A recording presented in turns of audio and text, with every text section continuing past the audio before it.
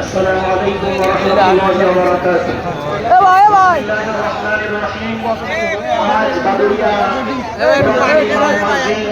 কমিটির পক্ষ থেকে আয়োজিত এই যে জনসভা, লক্ষ লক্ষ মানুষ আজকে জনপদে এসে অবস্থান করছে, কি কারণ এটা আমরা সকলে জানি না সকলে আমরা জানি।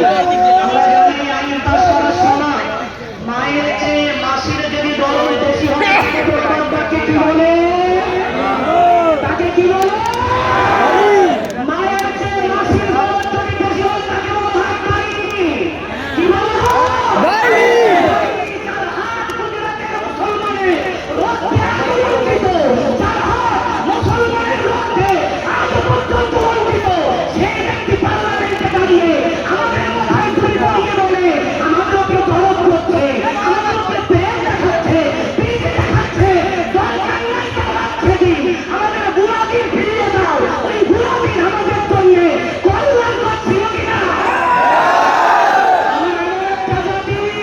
আমাদেরকে ওই কাফের বেদিনরা মক্কার প্রান্তরে আমাদেরকে হাসির বুকের উপরে পাথর রাখার পরেও জবান থেকে বার হয়েছিল আহাদ আহাদ।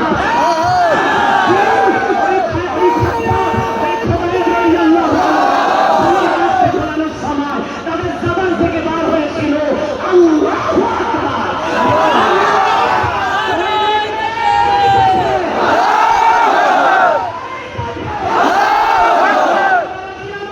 আমরা এমন একটা জাতি, 30 দিন না খেয়ে না পান করে রোজা করা জাতি।